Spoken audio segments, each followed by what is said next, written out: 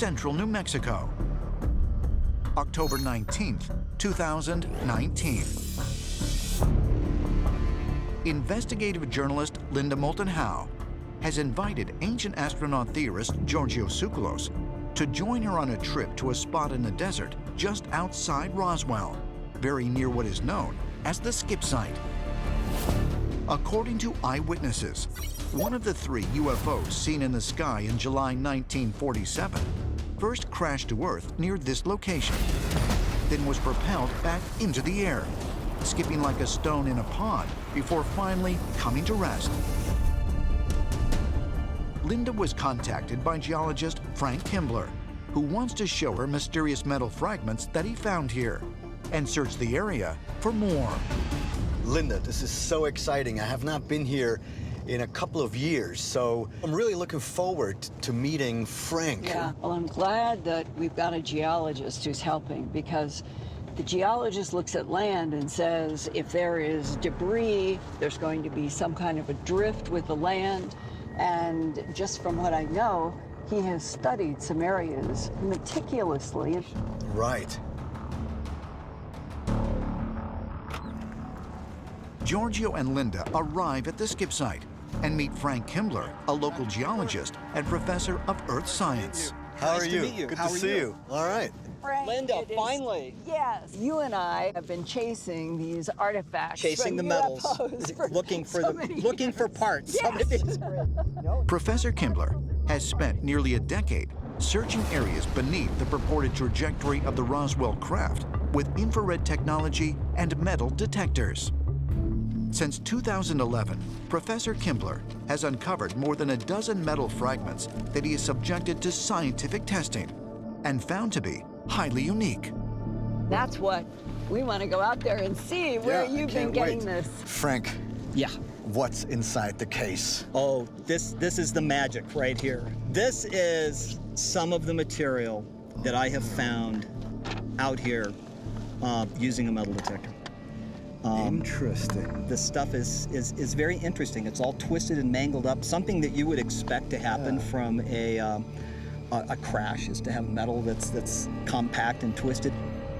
When Professor Kimbler laid out his box of his pieces of metal, the first thing that struck me is these were tiny, tiny, tiny fragments.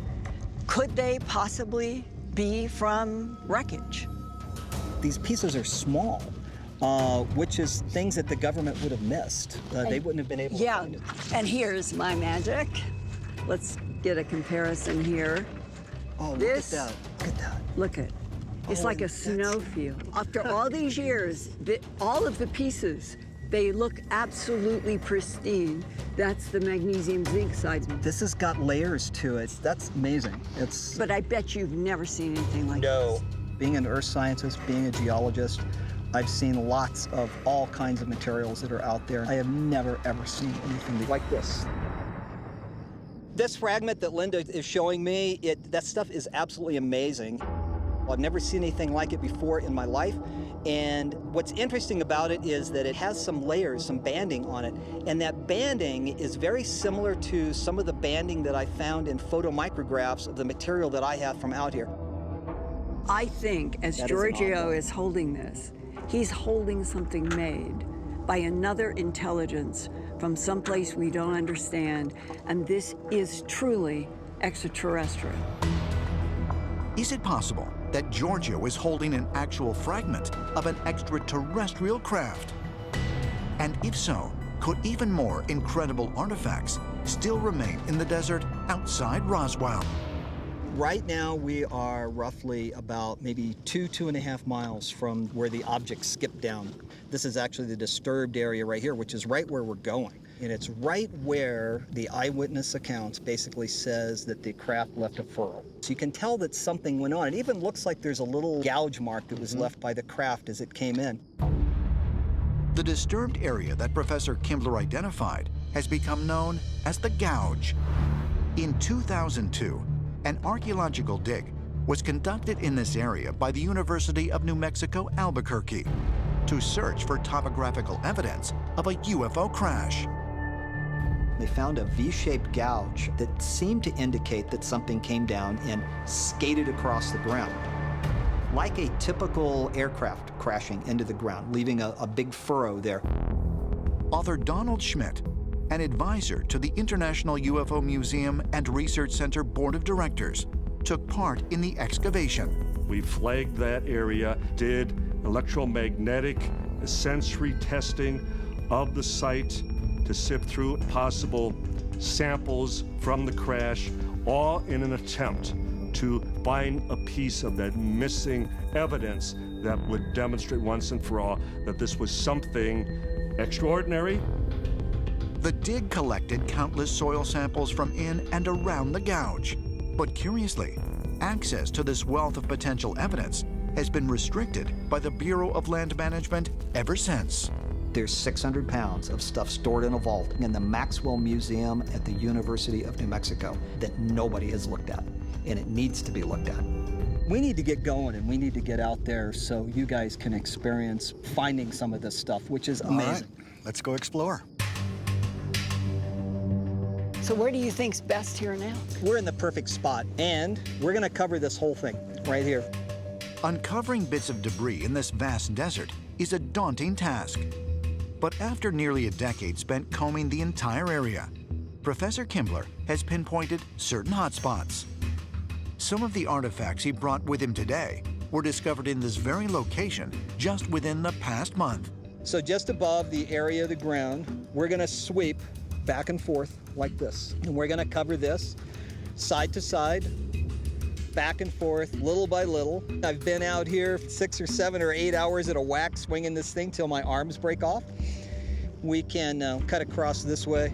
You're waiting for that beat. We're looking off in this general direction out here. The craft basically either had some kind of mechanical failure or something blew up. Professor Kimbler scans the area along the gouge, meticulously covering every inch. After nearly 2 hours, he has not detected any metal objects. Giorgio, my arm is about to break off, and I'm kind of hoping that you just might have a little bit better luck than me doing Let's this. see. You saw what I was doing. It's already fired up, and I'm going to let you swing this, and we can just walk. There you go. It's working perfect. Excellent. Maybe you'll be able to get the magic flowing on this. Well, I think we need to head up right over here because this is right at the base of a hill, and there's a bunch of disturbed rocks. Might be a good place to capture material that has run off. Also, Within just a few minutes of taking over the metal detecting, Giorgio gets a hit. I heard something. Yeah. There is something. Oh my God. There is something there, and we need to dig it up. Let me help you find it. Okay. It's right here somewhere. We'll find it. We will find it. You're on top of it. You're right there. Right there. See if it's there. It's in my hand. Wow. Now comes the hard part. It's a piece of wire. All right. Okay. A tiny little piece wire. of wire. We're gonna keep it. We're gonna take it and have it analyzed because maybe it's got something in it that's weird. Let's still investigate this. We need to take it and have it tested. Giorgio hands off the metal detector to Linda, who continues along the gouge. Just a few feet from where Giorgio detected a piece of wire, they get another hit. All right. Pick up your bracelet too. I tell you what, let's dump it into this hand, right here. There we go. It's another piece of wire. This is strange looking though. Why is it so twisted and mangled? I have no idea. You said that if there was debris, this would be one of the places because of the geographic terrain right here. It's runoff, and this is what I've used time and time again to find stuff. As far as Giorgio and Linda are concerned, any metal objects found in the so-called gouge area are worth examining. Is it possible that these bits of wire represent debris from the 1947 crash that was overlooked by the military? The Roswell incident remains the most well-known UFO event in history. But there have been reports of numerous other UFO crashes all over the world. as well as the recovery of strange metal debris. In 1991, geologists searching for gold deposits in Russia's Ural Mountains made a highly unexpected discovery. At depths of over 30 feet, they found a scattering of tiny metal coils and springs. Russian scientists are finding these tiny nanoparticles. They found thousands of these things. They have to look at them through microscopes. Some of them are just 1/10,000th of an inch, in size. They're all kinds of spirals and tiny machined bits. When they look at it, they seem to be exactly like the kind of tiny nanoparticles and machine bits that we are creating today.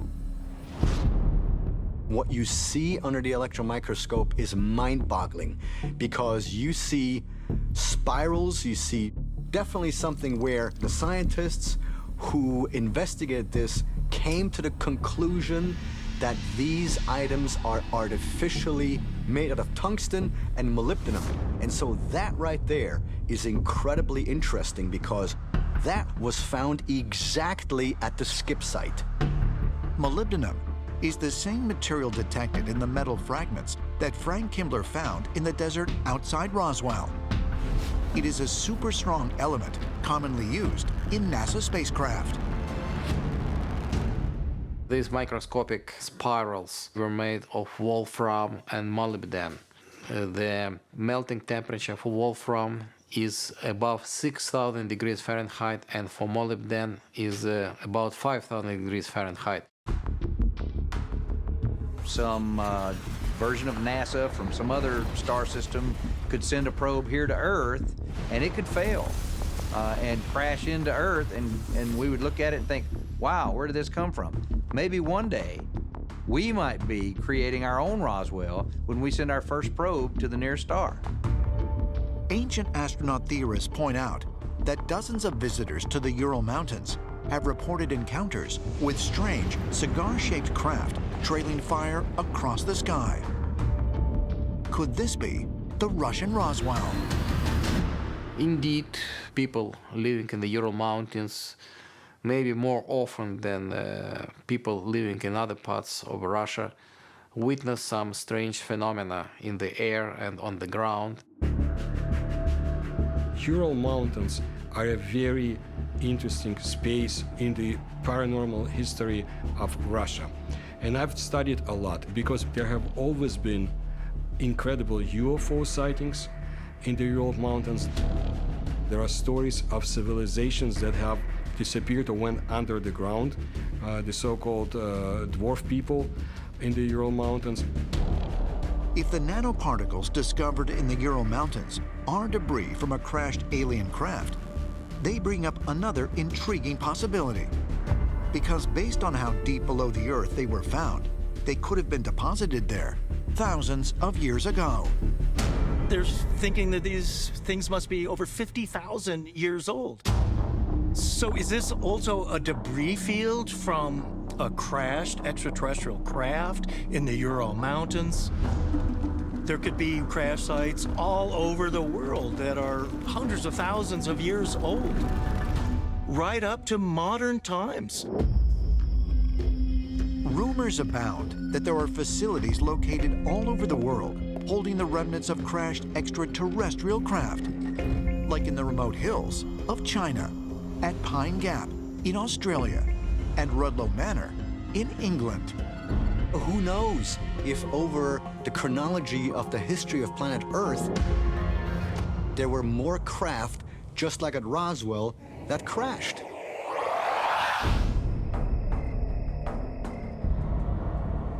Rendlesham Forest, Suffolk County, England.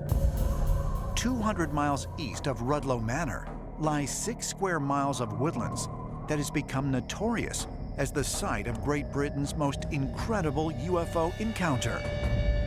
On December 26, 1980, near an airbase leased to the United States Air Force by the RAF, strange lights are reported on the horizon in what appears to be a possible downed aircraft. 2 U.S. servicemen are dispatched to the site.